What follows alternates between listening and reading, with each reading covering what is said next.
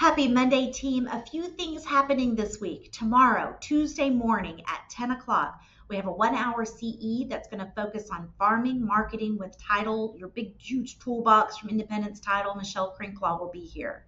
Also tomorrow, June the 10th, at 1 o'clock, we have our Intentional Success Blueprint class. We are in week 6. That is action-packed seller training, the process steps, presentation, power, role play, intentional success. Know that everybody's invited to that. We will run it the same way we did with our buyers when we were intentional with our buyers, and I think that was week 3.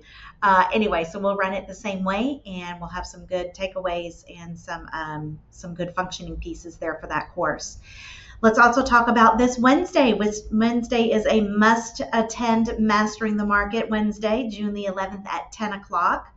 And actually, you know what? It's not at 10. It's at 9 o'clock. We'll be bringing in Highland Homes to help us master the market. And so we're going to be focusing on the value of selling new. They're going to go over the overall cost of homeownership. We're going to talk about energy efficiency, the HER, the HERS, or HERS, HERS scores, and how to partner. They have a program, how we can do a partnership program with them. And there's just so much more. We're going to talk a little bit about what their market looks like, and that will be very, very helpful as we communicate with our potential buyers and sellers. I also included in our newsletter here actually it's Sold Before Sunrise, and it's episode 2. I thought it was pretty empowering. I'm sure a lot of you already heard it. If not, I want you to listen to it. We actually have Chris Kelly on it this go around, Leading Through Change. Chris Kelly on innovation, resilience, and the future of real estate. So be on the lookout for that to come out. And actually, you'll see it here in just a moment. So click on that later on. You can listen to it as a podcast. You can listen to it on YouTube. And I actually have the link embedded in there. Another thing I want to keep you updated on as well is there's going to be a DocuSign that'll be coming out to you shortly, actually in 2 days. No, actually, it'll be tomorrow. It's going to come out to you tomorrow. So it is on the independent contractor agreement for EHC, and it's also the acknowledgement of updated policies and procedures. So yes, in the next day or 2, you will receive a DocuSign requesting for you to sign. It'll contain the updated policies for us. And just know that it's been quite a few years since we've had a fresh, new, updated independent contractor agreement signed, though there has been updated policies and procedures throughout the numerous years that we've had since it's been signed last. And so when it comes to you, I want you to read over it, of course, but you also have an opportunity to read those revisions that were made ahead of time. And so what you can do is you can go into art, and you can go in and go into the magnifying glass and look up policies and procedures. You can also look up independent contractor agreement as well. EHC policies is really where it's going to be, so you can take a peek at it. Okay, so if you're anything like me, just give me the highlights. So here's some highlights. So the new policies of competency and questionnaire for joining an out-of-area board or /MLS. We talk about competency quite a bit. So how do you know if you're competent? How do you get approval for being competent in a certain area? So there actually is a questionnaire that use that as a guideline, and I can help you look for it, but it'll be in art as well. So then Ginger, our broker of record, definitely will approve that and actually look at it, especially if we want to join another board or an MLS area outside of where we're at. Another update for policies for sales associates exiting the company. That has been already updated and has already been pushed out, but that one is one of the newer ones that have been updated in the policies since the last time you've signed.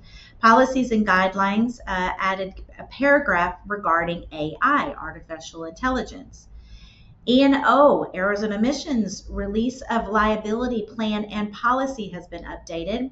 So agent's financial responsibility is now $10,000. There's no substantive change in coverage or exclusions. I am just really having a good day of talking. I'm just testing to see if you even made it through this far, okay?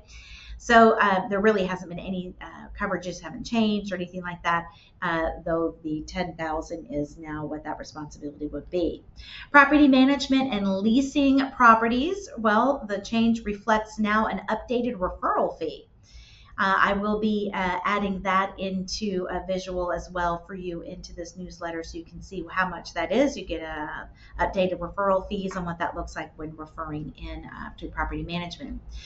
Let's talk about compensation policies. A $500 minimum for any transaction, buying and or selling. All right, so there is a minimum of $500,000. Place inbound and outbound referrals through CRESS. There is a bonus section updated to be compliant with NAR settlement. So it must amend the buyer's representation agreement for the exact amount. So anytime we do get a bonus, if a bonus is being offered by a builder or a principal in any way, then there is some policy changes there and what that looks like. Although I just wanted to add in there that in our buyer representation agreement, we also have to make sure that that is noted in there for that particular property, for that scenario. Sales associate as a principal in a transaction policy is changed. Any 2 transactions a year you can do at a $500 minimum company dollar fee. That also includes, of course, your investment property or homestead. Used to it just be a homestead. Now it can be an investment property. Another change that was made is social media policy and guidelines, updated to reflect the new guidelines that sales associates are prohibited from writing or commenting or linking or liking or anything of discriminatory or disparaging remarks on social media, and from engaging in harassment or threats of violence. Activity on social media must comply with fair housing laws. Keep that in mind.